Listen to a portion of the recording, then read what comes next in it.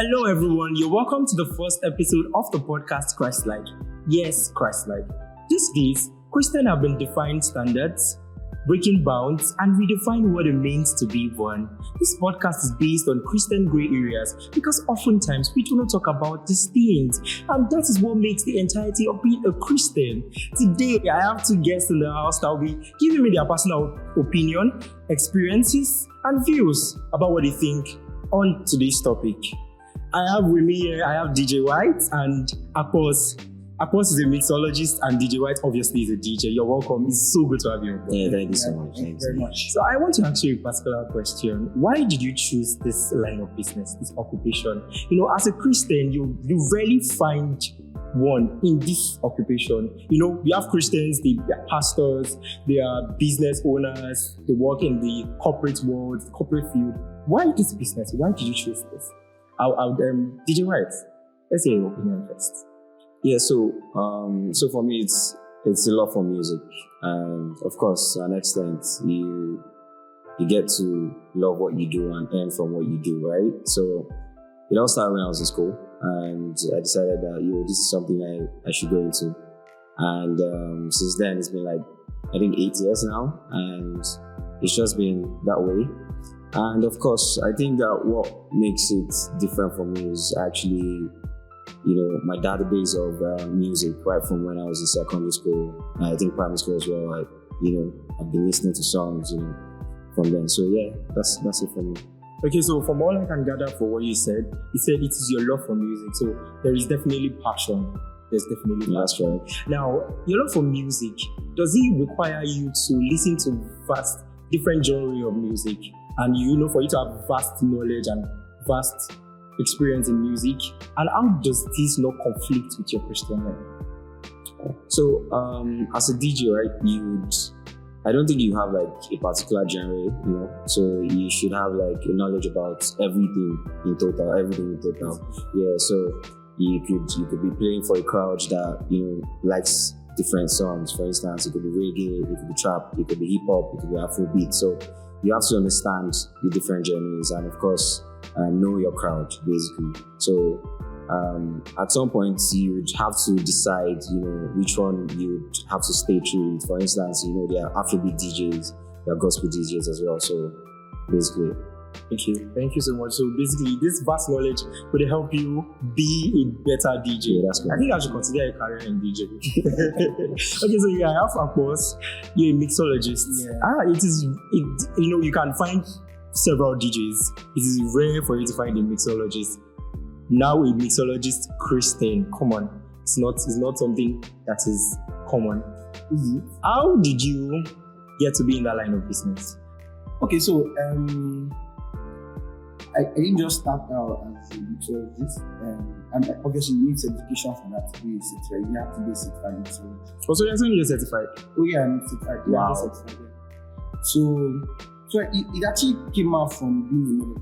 I remember this brief. I was in Model of Africa 2010, and I was one of the top 10 finalists, and that gave birth to being a brand ambassador for Diageo. Those are guys that make your Johnny Walker, your Baileys, your Guinness.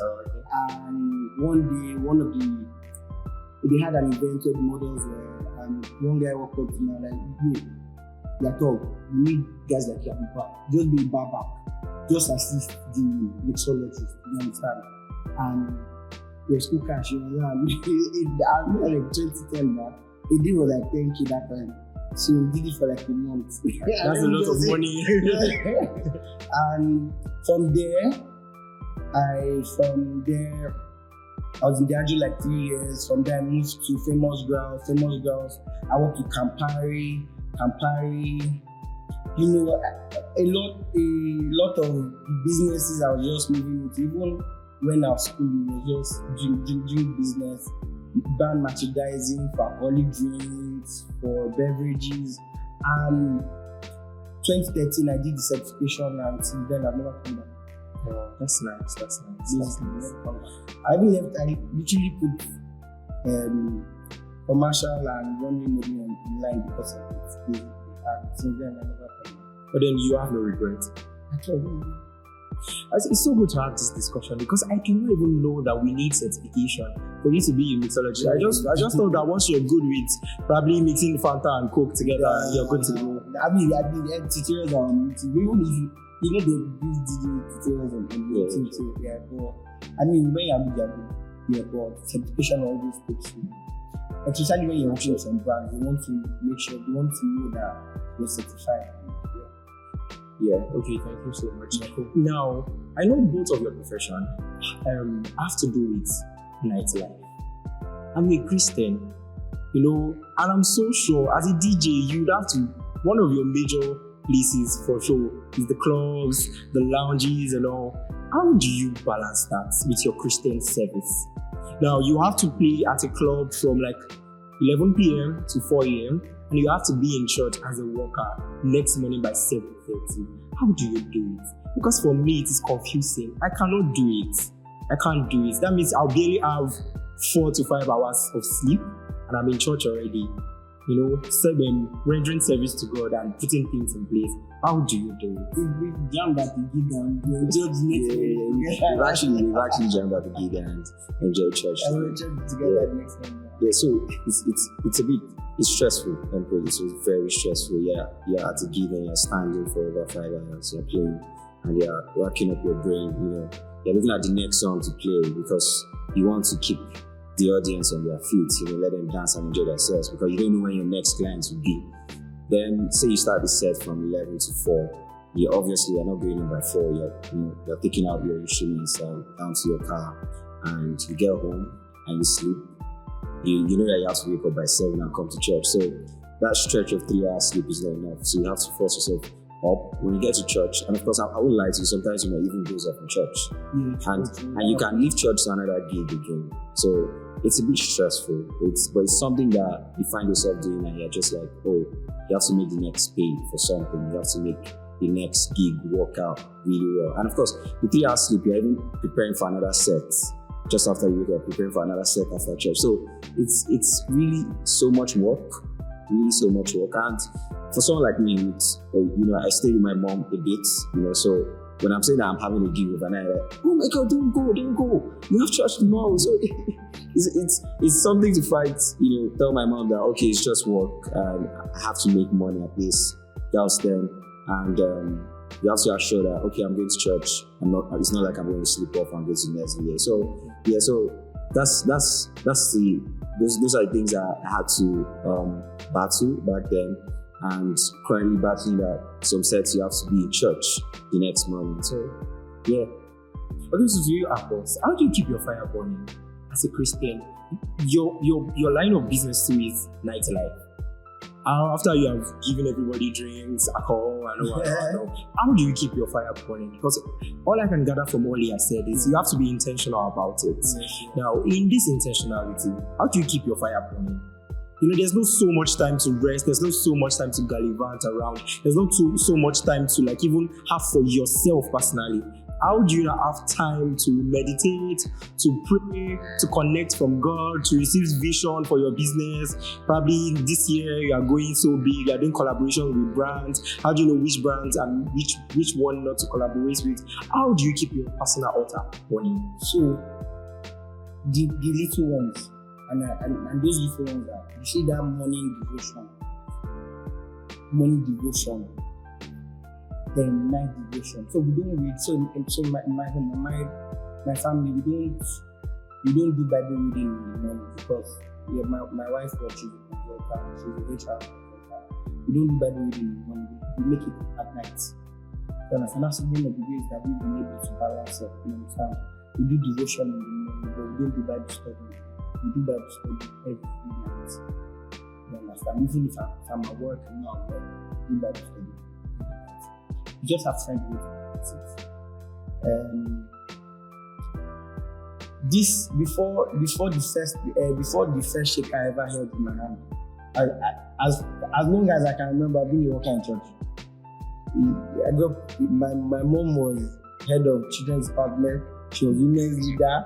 She was head of evangelism. So a path was already set for me for church life. Well, my siblings, the part was there.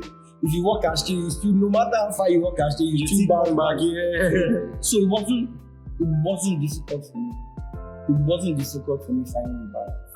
I know no matter the gig I have, I created a way that because I have to, the mobile bar, I have to set up a bar. So I created such a method that even if you set up a bar on Saturday, you can leave the bar after church, pick up the bar. Okay. We created a method. So we just find all those small. You need to create a system that's just going to work. So that's one of the things that in our home. That's one of the things doing that study. So that's one of the things that to balance. Do our balance. That's so good. That's so good. Yeah. We know that both of you grew up from a Christian family. Now, what was the reaction when you told them you wanted to pursue this occupation? The topic today is the unconventional job of a Christian. This job, they are unconventional. They are not expected of a Christian. The regular person, the regular Nigerian will expect a secular person, probably an unbeliever, to be a mixologist and a DJ. So what was your family reaction when you told them that this is what I want to do? You said from what you just told us that your mother, even if you go astray, she's ready to bring you back. Do you understand? So what was your reaction when you told them that I want to be a mixologist? They say, at night, you want to go and be serving alcohol? I know. So what was your reaction? That wasn't the first hit. The first hit was the money. Okay. The money was the first hit, but when I started, I started with fashion campaigns. I was doing fashion campaigns, and it was mild. You understand? Did you do runways? I did runway. Yes, we started fashion campaigns, still shots, then moved to runway. Before I even entered commercial, I hadn't even done any commercial, and then there was this brief that we had to do on that way.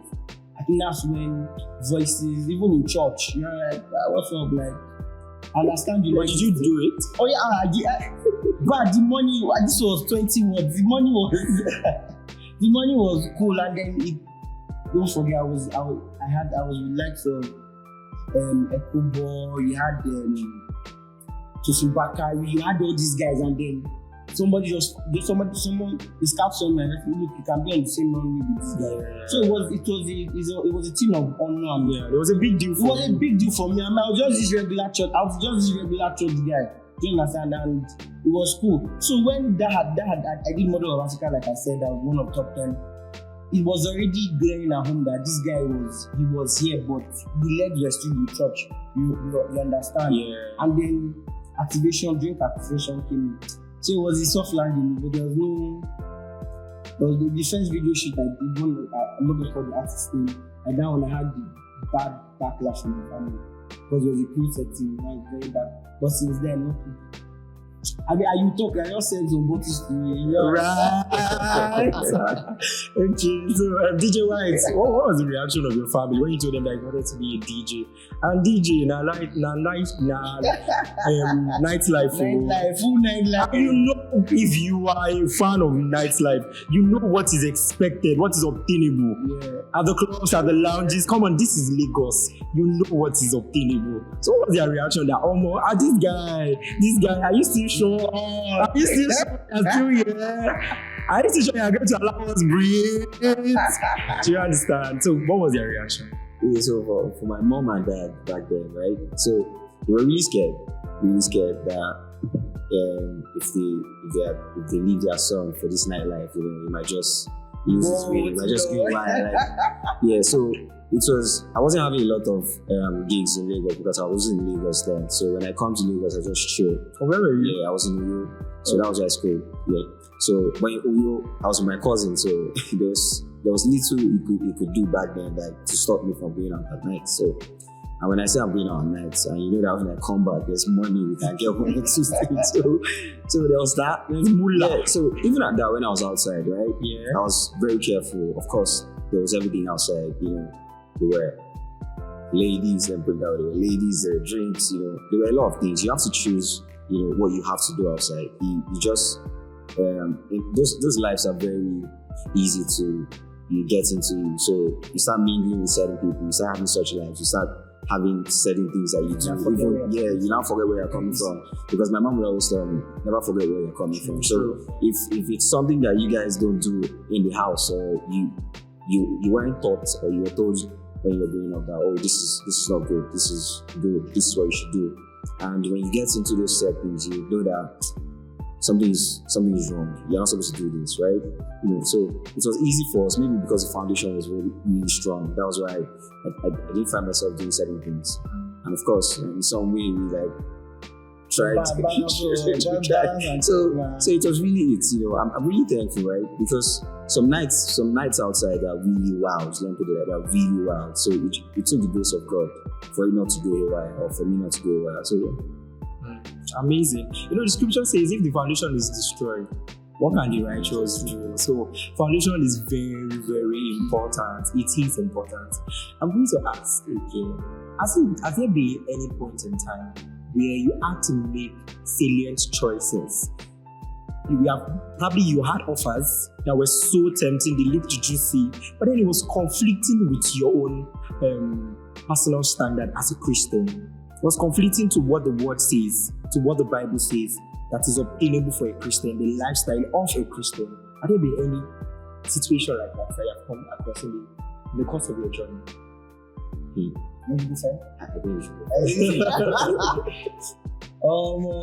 Menu. I mean, it's a client today that we don't pick a call. Why don't you pick a call? People are using some.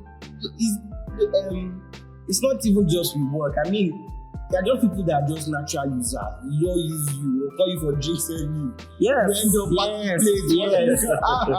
And I also know that I think it's not just even the unconventional jobs. I think it is in entertainment. Yeah, generally. I don't even think it is only entertainment. I feel like it is in every workspace. They are always users and using. Like, these people want to use you, and they will not give you value for the service you're rendering. Do you understand? So I feel like that is supposed to be another conversation entirely. Yeah, I mean, there's so I offer like two basic stuff. There's a cocktail service. You want a cocktail, we pop up a bar for you, a mobile bar. There's mixologists. People are coming to the bar. They have a menu, and then there's drink service where you chill your drinks and we serve them for you. Regular drinks, or any sort of drink. You understand? And you come us for a cocktail job. We're there. Mixology. We just go there. We're ready, kick up everything. You just say, people don't let me share one or two cocoa. 300 guests. We cocktail. What was that cocktail with? You did not call us for drink service job. Remember, there are people like that are just users. Like, okay, so wait. The person is telling you, the client is telling you that you need to help them with drinks. Is it to cool the drinks or to provide the drinks? No, they have their drinks there. So just to cool it? They've not chilled it. Okay. They have ice, they have the chillers, but they don't have staff to do that. Now that's a different service on that. I hadn't take that up. And even if you're going to take that, you're supposed to charge them. Yeah, you charge the service fee. You pay the waiter separately, do you understand? But they just say, look, we have the mixologist guy. The cocktail guys are coming with their bar and their waiters to let them go accept the drink. So people do. So yeah, they're users. I mean, if you now want to go deeper, there are some parties that there are some clients, especially on the island. That island, things are happening on that island. Really? Okay, so there's this lady, and she is activation. It's just activation she does. The last one we had was at the cave, before they brought the cave down. I mean, I know what a stripper lounge looks like, but I've never been that. We don't pick a call no more, bro. She has this thing with doing private parties, but in strip clubs. Okay. Private parties, but in strip clubs. Now, even if it wasn't just for my sanity, it was for the sanity of my guys that I work with. I mean, if they were going to go to a strip club on their own, I'm like, you can ball you. It's not on you. No, it's not on me. So yeah, I mean that's just by the way, but that one is there, It's not all parties that we don't take all parties. We don't take all parties. Yeah, so that's that. Because of your faith? You need to keep this thing intact. Yeah. There's so much you can take, and there's so much out there. There's so much you can filter. That's true. There's so much you can filter, and there's so much out there. You think you've seen stuff. You'll call you for another party on Fridays. You don't be like, come on. And it's actually even better for you to flee from every appearance of evil. Just flee. I mean, some of them they pay good though, man. But like I said, you filter it. You know you can take it. Exactly. That's why we are Christians. Yeah, we should not take every offer. That's why we are Christians. When we step out, I'm responsible for my guys. I'm responsible for the staff under me. You understand? And if I sway, obviously they're going to sway too. So I need to be responsible. Yeah. So there are jobs that we don't talk. We don't come here. We don't talk. How about you, DJ White? No, for me, so this time, right, I was good for one party like that on the island, and so who's on the island, bro? bro, and the funny thing is that it was a service apartment. You understand that kind of service apartment. So they were like strippers, you know, things like that. They were really, really crazy stuff. Let me put it that way. So I can't see everything. But they were really crazy stuff. And the kind of songs that I played there, they were songs that, I mean, if they were to hear it as a ringtone, your pastor would be like, Jesus, it's not what you're talking. So the party played well though. They played well. And after the party, I looked at it and I'm like, I'm not sure I'm going to do this again. Right? You said the party played well. Wow, this party's paid more than you. They pay more than. So if you don't have the fear of God, that test for money, for wealth, will make you go for those offers. Right? But they are paying for your service. They are paying for your value. They don't even negotiate with you. They don't, bro. Your guy is trying to negotiate. Your guy is trying to do me. What's up now? We're in the same church now. No be RCCG, all of us do. You go come. Yeah. But you have these guys out there that and they are living by standard that probably we don't want to live by. We don't want to judge. Exactly. But these guys, they pay premium. Exactly. True. It's because they know what is obtainable. They know that they are not towing the right path. So yeah. True. God will help us. Yeah. Now I think we've heard it. We've heard it from our guest, and I know that we've had a lot to learn from this. The unconventional job of a Christian.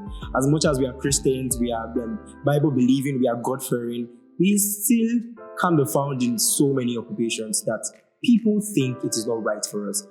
But then we have to be there to show others that we can be in all those places, in all those environments, in all those situations, and still shine the light as Christians. Join us next time. We're bringing you more fun. Thank you.